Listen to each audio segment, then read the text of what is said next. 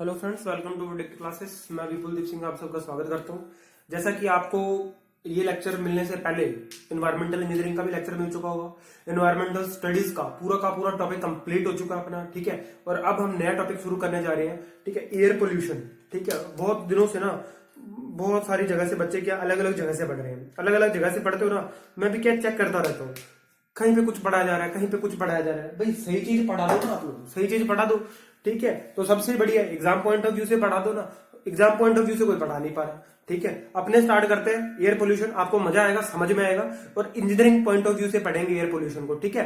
ये मजाक वाली बातें नहीं करेंगे कि ये एयर पोल्यूटेंट होता है, ये ऐसा होता है, ये नहीं। ढंग की बातें करेंगे, इंजीनियरिंग पॉइंट ऑफ व्यू वाली बातें करेंगे, जिस हिसाब की क्वेश्चन पूछे जाएंगे सिर्फ वही बात की जाएगी, आलतू फालतू बात नहीं की जाएगी, ठीक है। स्टार्ट करने जा रहे हैं, हमारा मिसलेनियस के अंदर जाएंगे ये सब टॉपिक, ठीक है। तो मिसलेनियस की सीरीज जो है ना, अब वापस से हम स्टार्ट करते हैं। मिसलेनियस के अंदर आपका एयर पोल्यूशन जाएगा, ठीक है, मिसलेनियस सीरीज में जाएगा। और ये मिसलेनियस सीरीज होगी सेकंड। यहां पर एयर पोल्यूशन हम स्टार्ट करने जा रहे हैं, ठीक है। ये एयर पोल्यूशन का जो टॉपिक है ना, ये देखो, ये ना अपने आप में कम से कम 20 to 30 क्वेश्चन मार्क्स गेन करेगा। क्वेश्चन बनेंगे, श्योर एंड सर्टेन बनेंगे। और बनेंगे भैया इंजीनियरिंग पॉइंट ऑफ व्यू वाले। बेसिक्स ऑफ एयर पोल्यूशन नहीं पूछेगा वो पूछने के लिए बहुत सारे एग्जाम पढ़े, उसको ढंग के क्वेश्चन पूछे जाएंगे। पिछली बार के पेपर में क्वेश्चन देखा आपने, बेंजो पूछा हुआ है, बेंजो है ना। अगर आपने देखो बेंजो पायरीन, तो वो इंजीनियरिंग पूछ रहा है, वो वहां से नहीं पूछ रहा आप जो बेसिक पढ़ रहे हो, ठीक है। कार्बन डाइऑक्साइड, कार्बन मोनोऑक्साइड सिर्फ याद कर लिया नहीं, उनके अंदर भी बहुत डेप्थ तक जाना है हमें, बहुत डेप्थ तक पढ़ना पड़ेगा, ठीक है। तो हमारे हर कंटेंट की तरह जैसे हमने अभी तक बहुत ही अच्छे तरीके से सारा कंटेंट पढ़ा है, सेम वैसे ही हम एयर पोल्यूशन को भी मैं आपको वैसे ही पढ़ाऊंगा। आपको मजा आएगा, देख के लगेगा कि हाँ सर ने वास्तव में मेहनत करी है। देखो होता क्या, मैंने ना पिछले वीडियो में भी बोला था, एक एक वर्ड मैं नोट्स के अंदर खुद लिखता हूँ। एयर पोल्यूशन के भी नोट्स अपने जो है ना बन चुके हैं, और एक एक वर्ड जो है मैंने खुद ने लिखा है, क्योंकि इसलिए मुझे पता है कि इंपॉर्टेंट कौन सी चीज है कौन सी नहीं है। देखो समझाता हूं मैं आपको, स्टार्ट करते हैं एयर पोल्यूशन लेके प्रभु का नाम। देखो एयर पोल्यूशन, एयर तो आप जानते हो ना भैया, हवा तो आपको पता है कि मिक्सचर है बहुत सारी गैसेस का, ठीक है, मिक्सचर है बहुत सारी गैसेस का। अब इन्वायरमेंट के अंदर बहुत सारी गैसेस है, जिसमें आपने ये भी जान रखा है कि 71 से 72% आपका क्या है, नाइट्रोजन। देखो मैंने जब भी नाइट्रोजन लिखा हमेशा N2 लिखा, N2 लिखा, इसका मतलब क्या है, मैं यहां पर एटमोस्फेरिक गैस की बात कर रहा हूं, ठीक है। बात समझ में आ रही है क्या, एटमोस्फेरिक गैस के बारे में बात कर रहा हूं, ना कि नाइट्रोजन एलिमेंट के बारे में। ये ना अपने दिमाग में ना बात क्लियर रखा करो, जब भी N2 लिखा हो इसका मतलब एटमोस्फेयर की बात हो रही है, और एटमोस्फेरिक गैसेस के अंदर मिक्सचर की बात कर रहे हैं जो 71 से 72% है नाइट्रोजन का। अच्छा जी, ये तो हुई एयर की बात। आप जानते हो हवा में बहुत सारी गैसों का मिश्रण है। अब आते हैं पोल्यूशन। एयर पोल्यूशन क्या चीज होती है, देखो मैंने ये बोला कि ऐसा कोई भी सबस्टेंस है ना, ऐसा कोई भी सबस्टेंस, चाहे वो सॉलिड हो, चाहे वो लिक्विड हो, और चाहे वो क्या हो, गैस हो। बात समझ में आ रही है, सॉलिड लिक्विड गैस, इन तीनों में किसी भी फॉर्म के अंदर वो सबस्टेंस हो, विद इंक्लूडिंग प्लस यहां पर क्या है, नॉइस। देखो ये आता है यहां पर इंजीनियरिंग के हिसाब से, एयर पोल्यूशन पढ़ने पर आपको पता चलता है।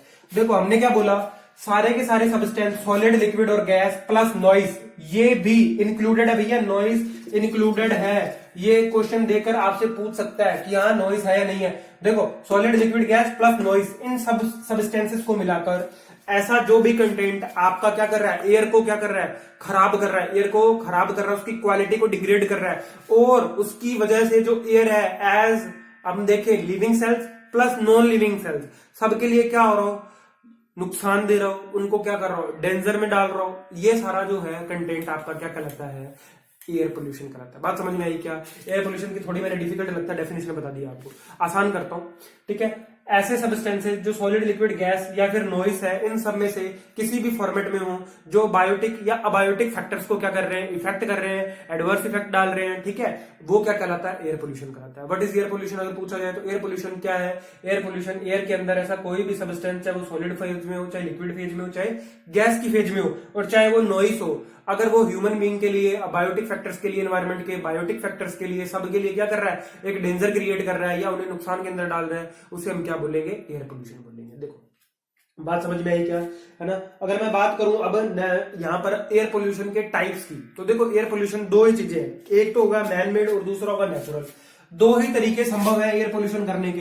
अब आप कहोगे सर एक तीसरा पोल्यूशन भी है ना, जो हम लोग कई बार खाना खाने के बाद में अच्छा खासा पनीर खा लेते हैं तो करते हैं। अरे भैया वो भी मैन मेड है, वो नेचुरल नहीं है, वो भी मैन मेड में जाएगा। ठीक है, एयर पोल्यूशन दो तरीके का, कैसा, एक तो होगा नेचुरल एयर पोल्यूशन और दूसरा होगा आपका या आर्टिफिशियल, या आप इसको बोल सकते हैं मैन मेड। ठीक है, मैन मेड क्रियाकलाप, ठीक है, मैन मेड एक्टिविटीज, क्रियाकलाप मतलब एक्टिविटी, जो भी मैन मेड एक्टिविटीज है उनकी वजह से जो पोल्यूशन हो रहा है वो क्या होगा, आर्टिफिशियल कॉजेज में जाएगा। और नेचुरल एयर पोल्यूशन के अंदर देखो क्या क्या होंगे, like as volcano, like as forest firing, है ना, फॉरेस्ट फायर जो होती है आपकी, ये दो जो है, इनसे आपको साफ साफ पता चल रहा है कि भैया ये दोनों जो रीजंस हैं नेचुरल एयर पोल्यूशन का कारण होते हैं। और आर्टिफिशियल रीजंस के अंदर देखो इंटेंशनल जो आप करते हो ना, इंटेंशनल फॉरेस्ट फायरिंग, बात समझ में आया, आपने मर्जी से, अपनी मर्जी से क्या किया, जंगलों को आग लगाई। क्यों क्योंकि आप क्या करना चाहते हो, कॉलोनाइज करना चाहते हो, यहां पर घर बनाना चाहते हो। ठीक है, इतनी बात समझ में आई क्या? हमने अभी तक क्या बात करी, ऐसा कोई भी सब्सटेंस जो हवा की क्वालिटी को, एयर की क्वालिटी को क्या कर रहा है, डिग्रेड कर रहा है। ठीक है, चाहे वो लिक्विड फेज में हो, चाहे वो सॉलिड फेज में हो, चाहे वो गैस फेज में हो, और चाहे वो नॉइस हो। नॉइस भी एयर को डिग्रेड करती है भैया, है ना, क्योंकि मीडियम चाहिए होता है, नॉइस को चलने के लिए मीडियम चाहिए होता है। तो मीडियम इन तीनों में से कोई भी हो सकता है। आपकी एयर भी मीडियम होती है नॉइस को ट्रैवल कराने के लिए। तो हमने क्या बोला, इन तीनों चारों में से कोई भी सब्सटेंस जो क्या कर रहा है, आपकी एयर की क्वालिटी को डिग्रेड कर रहा है, जिससे बायोटिक या अबायोटिक फैक्टर्स को, या मैं बात करूं लिविंग सेल्स को, क्या हो रहा हो, इंडेंजर हो रहा हो, स्पीसीज क्या हो रही हो, डेंजर में जा रही हो, ठीक है, खतरों का सामना कर रही हो, ऐसी चीज को, ऐसे पूरे फिनोमिना को हम क्या बोलते हैं भैया, एयर पोल्यूशन बोलते हैं। अब एयर पोल्यूशन जो है दो तरीके से पॉसिबल है, एक तो नेचुरल कॉजेज है इसके, और दूसरे आर्टिफिशियल। नेचुरल कॉजेज में क्या आएगा, नेचुरल कॉजेज में आएगा देखो फॉरेस्ट फायर, अमेजन के जंगल जलते रहते हैं, कितना पोल्यूशन होता है, बहुत होता है। ठीक है, सेकंड अगर मैं बात करूं वोल्केनो के अंदर ऐश निकलती है, उस ऐश के अंदर बहुत सारे फॉसिल फ्यूल्स भी होते हैं, बहुत सारी ऐश होती है, बहुत सारी गैसेस होती हैं, बहुत सारा कंटेंट निकलता है, तो वो भी क्या करता है, एयर पोल्यूशन का कारण बनता है। अगर मैं बात करूं आर्टिफिशियल की, तो इंटेंशनल, अगर हम क्या कर रहे हैं, अपनी मर्जी से क्या कर रहे हैं, जंगलों को क्या कर रहे हैं, जला रहे हैं। ठीक है, तो वहां पर भी क्या होता है, बहुत सारी गैसेस निकलती है, क्योंकि ग्रीन वुड क्या होता है, हाइड्रोकार्बन होते हैं, हाइड्रोकार्बन जलेंगे तो क्या होंगी, गैसेस निकलेंगी, है ना, इम्प्रॉपर बर्निंग ऑफ फ्यूल भी हो रही है वहां पर, तो उसकी वजह से भी क्या होती है, गैसेस निकलती है। तो ये मैन मेड रीजन है। अब यहाँ पे एक नोट के अंदर एक इंपॉर्टेंट पॉइंट आता है, देखो हमने दो रीजन पढ़े एयर पोल्यूशन के, एक तो नेचुरल रीजन पढ़ा, दूसरा आर्टिफिशियल पढ़ा। अब यहाँ पर नोट के अंदर आपको एक पॉइंट स्टार मार्क करना है, आ गया भैया वो पॉइंट स्टार वाला। ठीक है, पहला तो ये था कि नॉइस इंक्लूडेड है, और दूसरा पॉइंट जो है ना आपका ये वाला है। देखो जितने भी नेचुरल कॉजेज की वजह से जो भी आपका एयर पोल्यूटेंट आ रहे हैं, जो भी आपको एयर पोल्यूटेंट दिखे नेचुरल कॉजेज की वजह से, वो लॉन्गर टाइम तक सरवाइव नहीं करते, लॉन्गर टाइम तक सरवाइव नहीं करेंगे। बात समझ में आ रही है क्या? मैंने ये बोला कि नेचुरल कॉजेज की वजह से जो भी एयर पोल्यूटेंट पैदा हो रहे हैं वो ज्यादा लंबे समय तक एटमॉस्फेयर के अंदर सरवाइव नहीं करते। बात समझ में? और जो आर्टिफिशियल रीजंस है, जो हमारे मैनमेड रीजंस है जिनकी वजह से एयर पोल्यूशन हुआ है, वो एयर पोल्यूटेंट जो है लंबे समय तक एटमॉस्फेयर के अंदर क्या करते हैं, सरवाइव करते हैं। और कई बार तो ये क्या करते हैं, एटमॉस्फेयर के अंदर परमानेंट चेंजेस कर देते हैं। बात समझ में आ रही है क्या? हमने क्या किया, बहुत ज्यादा इंडस्ट्रियलाइजेशन की वजह से ऑटोमोबाइल्स यूज हो रहे हैं, पता ना आपको, बहुत ज्यादा व्हीकल्स बढ़ गए हैं, SO2 निकल रहा है, CO निकल रहा है, कई सारे एयर पोल्यूटेंट निकल रहे हैं, जिसकी वजह से क्या हो रहा है, एवरेज अगर हम ग्लोबल टेम्परेचर की बात करें तो टेम्परेचर राइज कर रहा है ना, ग्लोबल वार्मिंग भी हो रही है। अब इतना सारा एग्जॉस्ट निकला, पोल्यूटेंट कहां घूम रहे हैं, यही एक पोल्यूशन ब्लैंकेट बन गया हमारे एटमॉस्फेयर के अंदर, वहीं घूमते रहते हैं, जिससे क्या होता है, एवरेज टेम्परेचर भी बढ़ रहा है। ठीक है, पोल्यूटेंट की वजह से ये जो गैस है हमारे शरीर को भी नुकसान पहुंचाती है, बॉडी के लिए अलग अलग रोग पैदा करती है। आगे हम डिटेल के अंदर पढ़ेंगे। ठीक है, मैं बताना चाहता हूं परमानेंट चेंजेस हो जाते हैं। ग्लोबल वार्मिंग देख सकते हो आप, एक परमानेंट चेंजेस है ना, पोल्यूशन की वजह से ही हो रहा है, और उसमें कहीं ना कहीं पे बहुत ज्यादा भागीदारी किसकी है, एयर पोल्यूशन की। एयर पोल्यूशन हुआ कैसे, एक्सेसिव इंडस्ट्रियलाइजेशन की वजह से, एक्सेसिव व्हीकलर एग्जॉस्ट की वजह से, इम्प्रॉपर जो हमारे जो व्हीकल्स हैं डिजाइन किए हुए जिनके अंदर पोल्यूशन कंट्रोल डिवाइस नहीं है, उन सबसे निकले हुए क्या है, फॉसिल फ्यूल्स जो है आपके। ठीक है, जो फ्यूल निकल रहा है अनबर्न्ड, जो अपना फ्यूल है, सारे के सारे क्या कर रहे हैं, एयर पोल्यूटेंट ही तो पैदा कर रहे हैं भैया। तो यहां पर आपको मुद्दे की बात याद रखनी है यार, कि जितने भी मैनमेड रीजंस की वजह से एयर पोल्यूटेंट पैदा होते हैं वो लंबे टाइम तक एटमॉस्फेयर के अंदर सर्वाइव करते हैं, और कई बार ये क्या करते हैं, परमानेंट चेंजेस भी कर देते हैं एटमॉस्फेयर में। ठीक है, और नेचुरल जो है वो लंबे समय तक सर्वाइव नहीं करते, ये किसी न किसी फॉर्मेट के अंदर जमीन पर क्या आ जाएंगे, वापिस आ जाएंगे, नहीं तो अबव द एटमॉस्फेयर चले जाते हैं, एटमॉस्फेयर से ऊपर, बहुत ऊपर की लेयर्स में चले जाते हैं। ठीक है, ये बात आपको समझ में आई?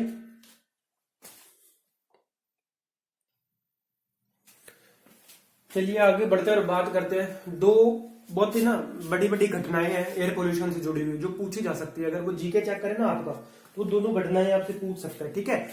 वो अपने उनके ऊपर थोड़ी सी बात करते हैं ताकि इनको भी हम साथ में लेते हुए चले, छोड़ना नहीं चाहते। एयर पोल्यूशन से जुड़ी हुई हर चीज अपन क्या कर ले, कवर कर ले, ठीक है।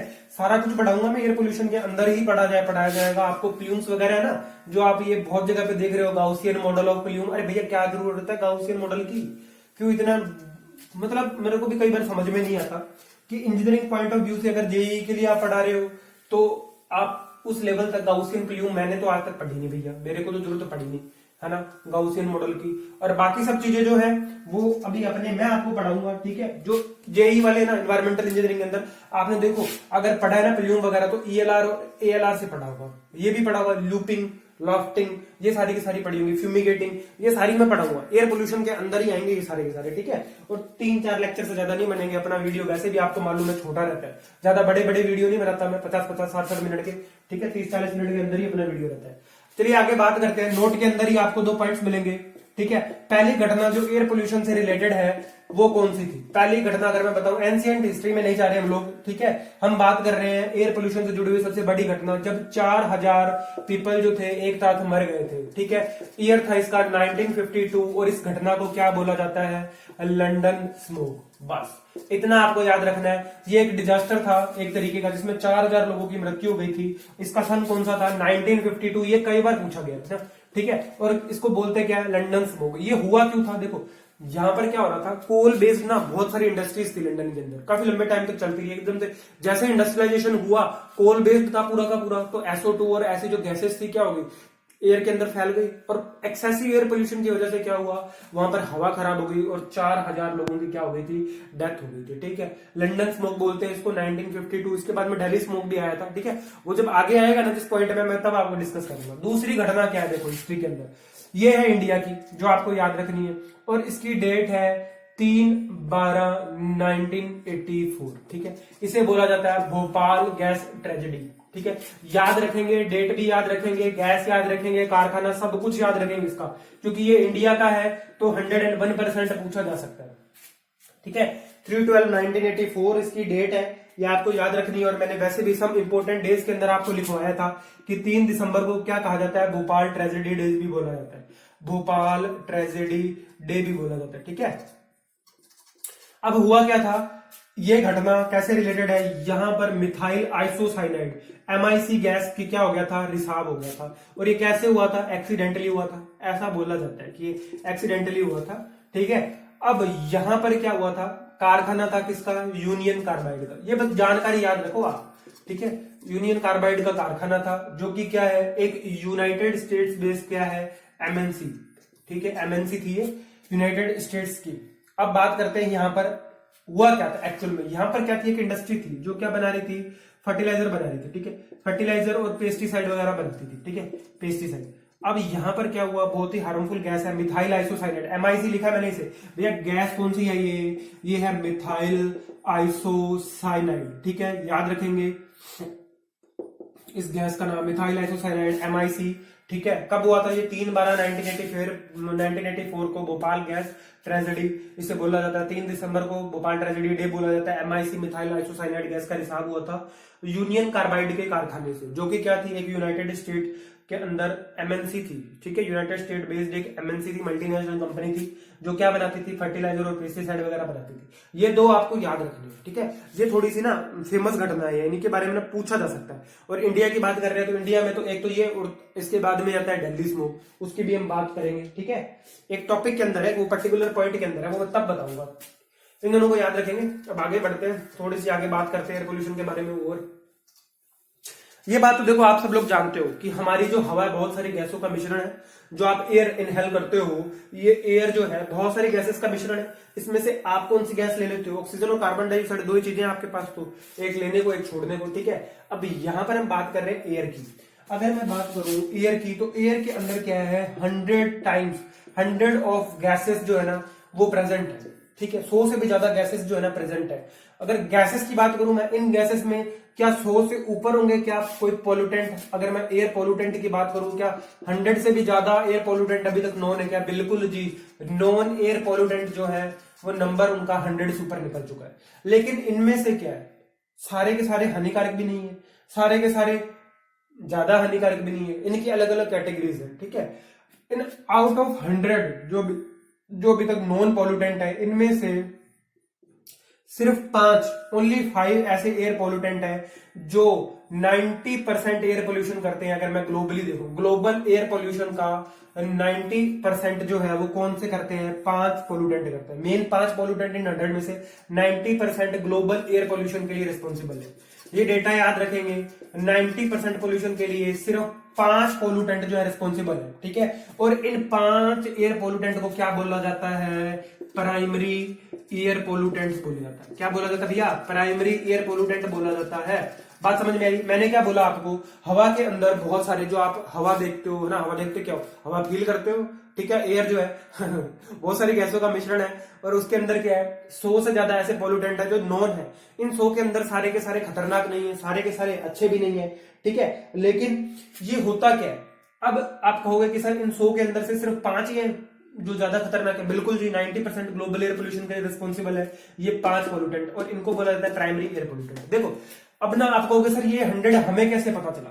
देखो ये ना आइडेंटिफाइबल सोर्स से है, आइडेंटिफाइबल सोर्स से, मतलब ये चित्त परिचित, अगर मैं हिंदी में बोलूं तो क्या होगा? चित्त परिचित जो स्रोत है ना एयर पोल्यूशन के, वो उनसे हमें पता चल रहा है कि यहां से ये एयर पोल्यूटेंट निकल रहे हैं भैया, ठीक है। आइडेंटिफाइबल सोर्सेस हैं, जैसे रिफाइनरीज है, ठीक है, ऑयल्स हैं, घरों से निकले हुए धुएं हैं, बहुत सारी चीजें हैं, ठीक है। बेकरी है, बेकरी तो बहुत छोटी है, इंडस्ट्री, ऑटोमोबाइल एग्जॉस्ट, बहुत सारी गैसेस और भी बहुत सारी चीजें हैं। लेकिन वो ये है, वो उन स्रोत को हम जानते हैं, उन सोर्सेस को हम जानते हैं, उन कोज को हम जानते हैं कि ये पोल्यूटेंट जो यहां से निकल रहा है। जैसे सल्फर डाइऑक्साइड, कार्बन मोनोऑक्साइड, ज्यादातर क्या है व्हीकल एग्जॉस्ट से निकलता है ये गैस, या फिर यूं मैं कहूं जो पुअरली मेंटेन्ड आपकी व्हीकल्स है उनसे निकली हुई गैसेस हैं, कार्बन मोनोऑक्साइड। तो देखो हम ये कह रहे हैं कि सिर्फ 5 पोल्यूटेंट इन 100 पोल्यूटेंट में से क्या है जो 90% ग्लोबल एयर पोल्यूशन उसके लिए रिस्पॉन्सिबल है, इन्हें प्राइमरी एयर पोल्यूटेंट बोला जाता है। अब इन्हीं के बारे में हमें आगे पढ़ना है, ठीक है। अब बात करते हैं हम इन प्राइमरी पोल्यूटेंट की, ठीक है।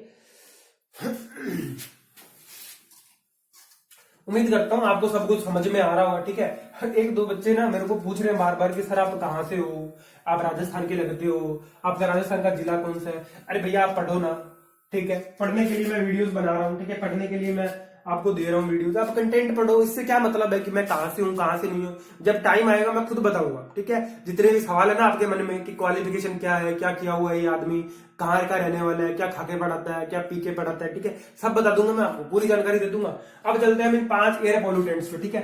इनमें से सबसे पहला पोल्यूटेंट जो है वो है ऑक्साइड्स ऑफ सल्फर, ठीक है। मैंने क्या बोला? Oxides of sulphur. अगर ऑक्साइड्स ऑफ सल्फर्स की बात करूं तो क्या ये कई फॉर्म के अंदर पॉसिबल है? बिल्कुल, बहुत सारी फॉर्म्स के अंदर पॉसिबल है। लेकिन यहां पर हम पर्टिकुलरली किसकी बात करते हैं? Particularly we are talking about, particularly हमारे पास कौन सा? SO2, सल्फर डाइऑक्साइड, ठीक है। सल्फर डाइऑक्साइड की बात कर रहे हैं, oxides of sulphur, particularly sulphur dioxide. और भी इसकी क्या फॉर्म्स पॉसिबल है क्या? हाँ जी, SO3 भी पॉसिबल है, ठीक है, ये भी जान लो।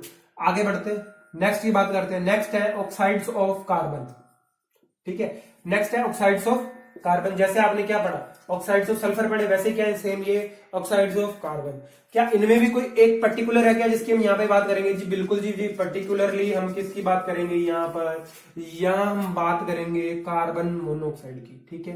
बात समझ में आ रही है? कार्बन मोनोऑक्साइड की। लेकिन क्या और फॉर्म भी पॉसिबल है? बिल्कुल जी, CO के अलावा CO2 भी पॉसिबल है, और भी है, ठीक है। आगे बढ़ते हैं, थर्ड की बात करते हैं। थर्ड हमारा रहेगा हाइड्रोकार्बन, ठीक है, हाइड्रोकार्बन। फोर्थ आपको पढ़ना है स्टैंडर्ड पार्टिकुलेट मैटर, लिख देता हूं यहां पे, स्टैंडर्ड पार्टिकुलेट मैटर। और लास्ट जो हमारा बच गया, ठीक है, वो मैं ऊपर लिख देता, लेकिन अभी चलो कोई बात नहीं, रह गया तो लास्ट में लिख देते इसे। वो है oxides of nitrogen, oxides of N, या मैं बोलूं कि नाइट्रोजन की। इसकी भी बहुत सारी फॉर्म्स पॉसिबल है। जनरली इसके अलग अलग फॉर्म्स को रिप्रेजेंट कैसे किया जाता है, NO और यहां लगा दिया जाता है X। कौन कौन सी फॉर्म पॉसिबल है भैया, नाइट्रस ऑक्साइड, NO2 पॉसिबल है, NO3 भी पॉसिबल है, ठीक है, ये सारी की सारी फॉर्म्स इसकी पॉसिबल है। तो ये जो आपके सामने 5 लिखे हुए ना, ये 90% एयर पोल्यूशन के लिए क्या है, रेस्पॉन्सिबल है। ऑक्साइड्स की बात करूं मैं, ऑक्साइड्स ऑफ सल्फर की, तो पर्टिकुलरली हम किसके बारे में बातचीत करेंगे, SO2 के बारे में, और फिर घूम घाम कर बातचीत करेंगे SO3 के बारे में, ठीक है। अगर मैं बात करूं ऑक्साइड्स ऑफ कार्बन की, तो पर्टिकुलरली हमारे लिए इंपॉर्टेंट हो जाता है कार्बन मोनोऑक्साइड पढ़ना, फिर इसके साथ साथ हमें कार्बन डाइऑक्साइड भी पढ़ना पड़ता है। अगर हाइड्रोकार्बन की बात करें तो ये आप बहुत अच्छे से जानते हो, हाइड्रोकार्बन भैया एल्कीन, एल्काइन, इनकी फॉर्म के अंदर हाइड्रोकार्बन, जिसके अंदर कार्बन और हाइड्रोजन दोनों भैया स्टैंडर्ड पार्टिकुलेट मैटर, ठीक है, ये सस्पेंडेड मटेरियल है जो हवा के अंदर फ्लोट करते रहते हैं या कई बार बैठ भी जाते हैं। SPM की बात करेंगे हम।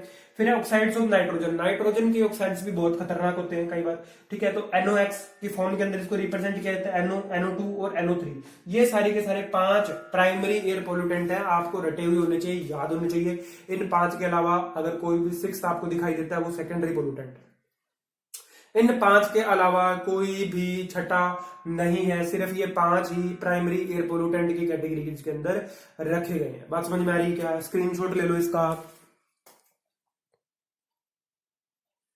ये सारे के सारे जो 5 आपके हैं ये क्या है, प्राइमरी पोल्यूटेंट्स, ठीक है।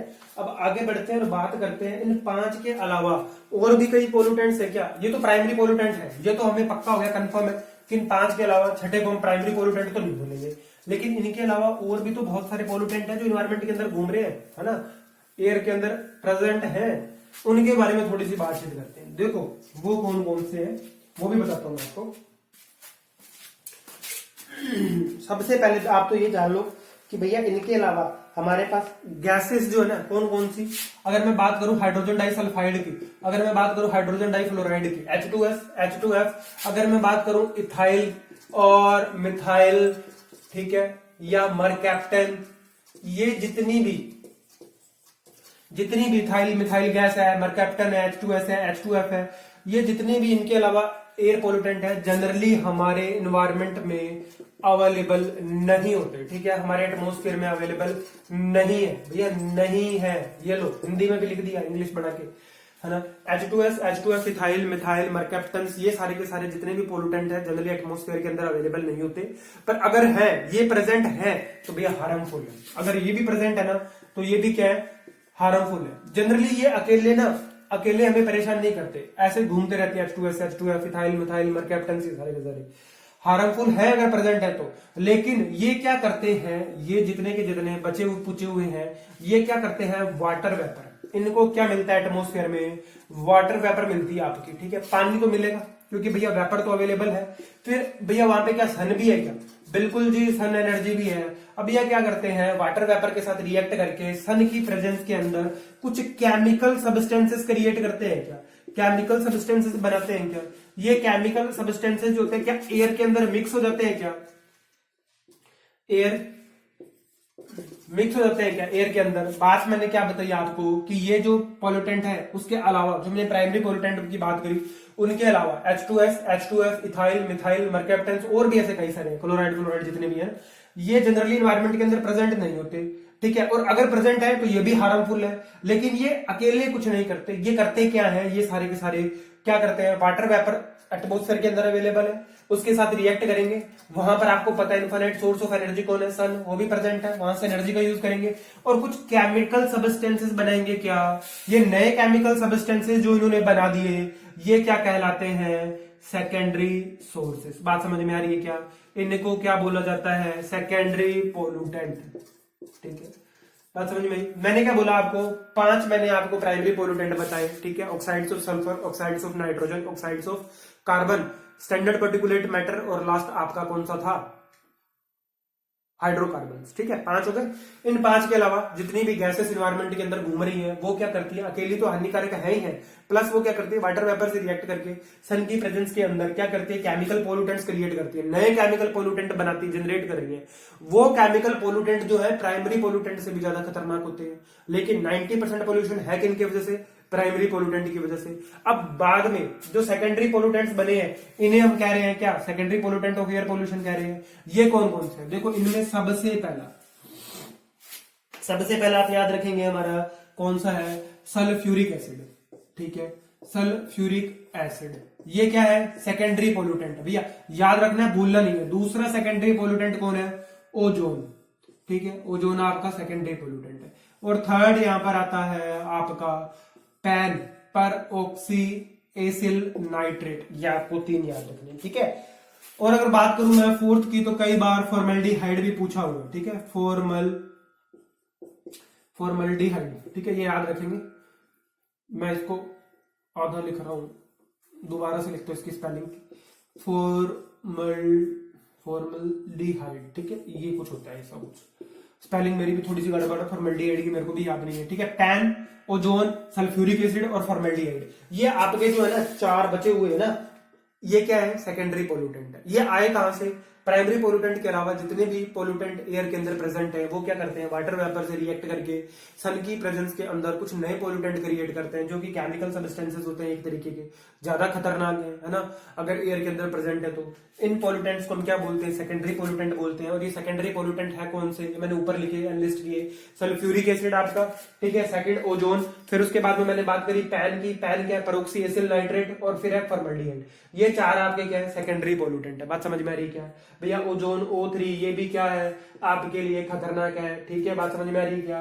Pan, peroxy acyl nitrate, sulphuric acid, H2SO4, भैया आपने पढ़ रखा एक्वा राजिया, है ना, अम्लों का राजा, the king of the acids, H2SO4 बोला जाता है। बात समझ में आएगी आपको सारी की सारी।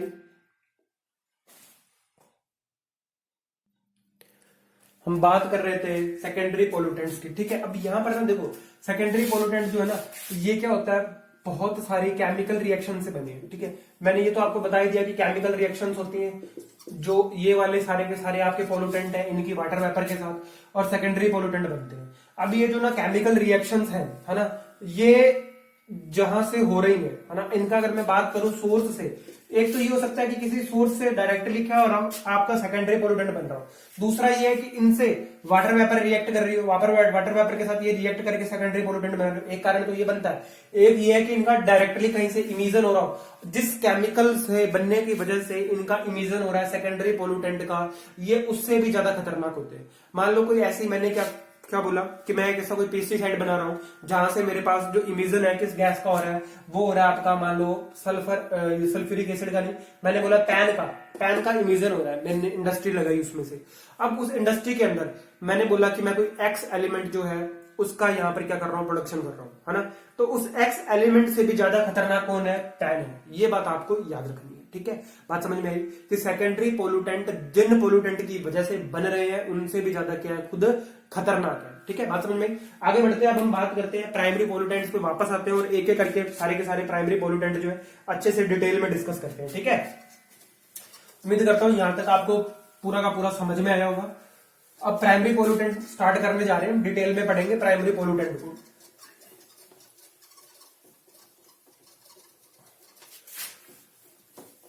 देखो सिलेबस तो पूरा होगा और आज आपको फील भी आ जाएगा कि हाँ, लग रहा है कि अब तो सर सिलेबस पूरा करा के छोड़ेंगे, और 10 तारीख तक ना आप खुद कह दोगे कि सर जो नहीं था ना पॉसिबल, आपने वो भी करवा दिया, ठीक है। बात समझ में आ रही है, 10 तारीख तक अब खुद कह दोगे ये बात। देखिए बात करते हैं प्राइमरी पोल्यूटेंट की। प्राइमरी पोल्यूटेंट में हमने सबसे पहले एनलिस्ट किया था, किसे किया था एनलिस्ट, प्राइमरी पोल्यूटेंट में सबसे पहले हमने बात करी थी ऑक्साइड्स ऑफ सल्फर। बात समझ में आ रही है। अगर मैं बात करूं ऑक्साइड्स ऑफ सल्फर की, तो इन सब के अंदर सबसे बेसिक जो एयर पोल्यूटेंट है ना, वो कौन सा है, वो आपका SO2 है। सबसे बेसिक एयर पोल्यूटेंट जितने भी ऑक्साइड्स ऑफ सल्फर है, उनमें SO2 आपका बेसिक एयर पोल्यूटेंट है, ठीक है। अब देखो बातें दो होती है। अगर मैं ये बोलूं कि किसी को मैंने SO2 गैस जो है वो इनहेल करवा दी, मैंने बोला भैया तू ऐसा कर, सांस ले, मैं तुझे ना SO2 गैस पिलाता हूँ, सांस से पिलाता हूँ। उसने कहा ठीक है, मैं SO2 गैस पी जाऊंगा। अब उसको SO2 गैस उसने पी ली, लेकिन उसको होगा क्या, देखो ये बात सीखने वाली है ना, अपने किसी दोस्त के साथ ट्राई मत करना। मैंने बोला कि अगर SO2 गैस का क्या कर लिया जाए, इनहेल्ड कर ली जाए, सांस के साथ आपके अंदर चली जाए, तो ये क्या करेगी, एक बीमारी हो जाती है, दैट इज ब्रोंचियोस्पैम्स। ये कुछ इस नाम की बीमारी है, ठीक है, ब्रोंचियोस्पैम्स बोलते हैं इसको, ठीक है। अब देखो SO2 जो है ना, SO2 ये एक बेसिक पोल्यूटेंट, इसका सोर्स क्या है, देखो सोर्स क्या है, इसका सोर्स है आपका व्हीकलर एग्जॉस्ट, ठीक है। सबसे पहला। सेकंड सोर्स की अगर मैं बात करूं तो आपकी ऑयल रिफाइनरीज, वहां से भी ये निकलता है। थर्ड अगर मैं बात करूं तो आपका थर्मल पावर प्लांट सबसे बड़ा सोर्स, ठीक है। थर्मल पावर प्लांट जो है सबसे बड़ा सोर्स। तो ये 3-4 रीजन है, आप याद रखेंगे इनको, ठीक है। व्हीकलर एग्जॉस्ट से SO2 गैस निकलती है, फिर उसके बाद में ऑयल रिफाइनरी से भी इसका प्रोडक्शन होता है, थर्मल पावर प्लांट से भी होता है, और फोर्थ कई बार फॉसिल फ्यूल्स के जलने से भी बनती है, फॉसिल फ्यूल्स, ठीक है। या फिर यूं लिख लो कि बर्निंग ऑफ फॉसिल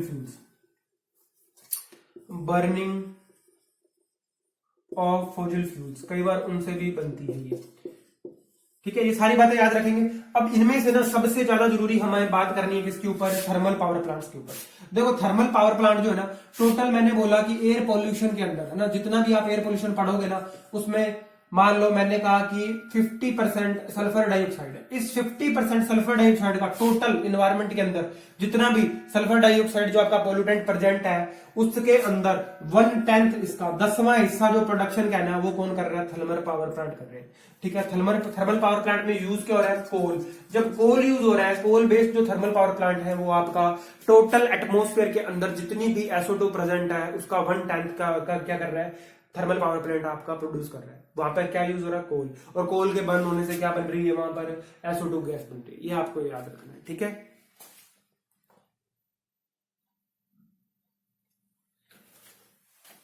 SO2 जो होती है, अगर ये ऑक्सीडाइज हो रही है, SO2 गैस अगर आपकी क्या हो रही है, इसकी कुछ क्वांटिटी जो है ऑक्सीडाइज होकर क्या बना रही है, SO3 बना रही है। तो ये SO3 जो है ना, ये भी बहुत खतरनाक है। SO3 अगर मैं बात करूं लोअर कॉन्सेंट्रेशन के अंदर भी ये क्या करता है, ये जो बीमारी है ना आपकी ब्रोंशियो या ब्रोंशियल स्पैम्स कहीं भी लिखा हुआ है, तो इस SO3 की लोअर कॉन्सेंट्रेशन भी इस बीमारी को जन्म दे सकती है। बात समझ में आई क्या? ये जो SO3 होता है, ये फर्दर ऑक्सीडाइज होकर क्या बना देता है, H2SO4 आपका सल्फ्यूरिक एसिड बना देता है। क्या ये सल्फ्यूरिक एसिड आपका सबसे स्ट्रॉन्ग कोरोजिव एजेंट है क्या, कोरोजिव एजेंट है क्या? बात समझ में? मैंने क्या बोला, SO2 गैस जो है आपकी ऑक्सीडाइज होकर सल्फर ट्राइऑक्साइड SO3 बना देती है, जो लोअर कंसंट्रेशन के अंदर ही ब्रोंशियल स्पैम से बीमारी देती है। अब जो SO3 है ये और आगे ऑक्सीडाइज होता है, ऑक्सीडाइज होने के बाद में क्या बनाता है, H2SO4। और आप लोग ये जानते हो कि H2SO4 क्या है, स्ट्रॉन्ग कोरोजिव एजेंट है, ठीक है। कोरोजन किस पे लगता है भैया, मेटल्स पे लगता है। तो मेटल्स के लिए सबसे बड़ी बीमारी कौन है, H2SO4।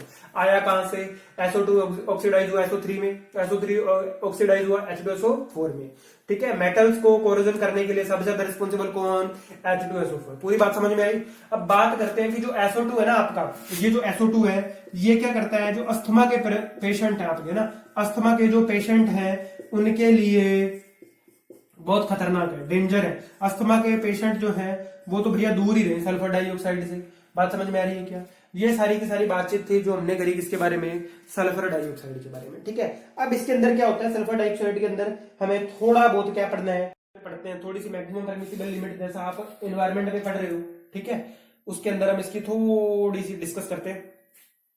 यहां तक समझ में आया?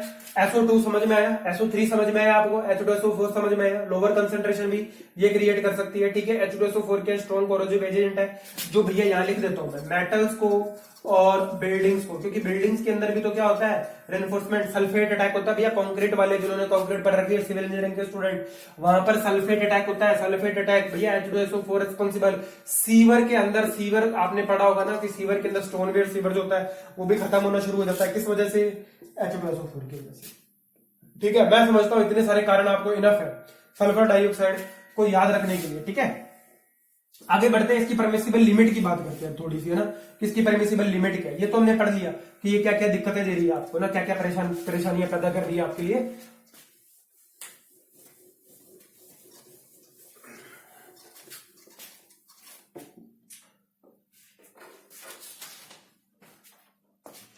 हाँ जी, देखो एक इसका ना सोर्स जो है ना एक बच गया थोड़ा सा, वो देखो, ओपन बर्निंग ऑफ गार्बेज।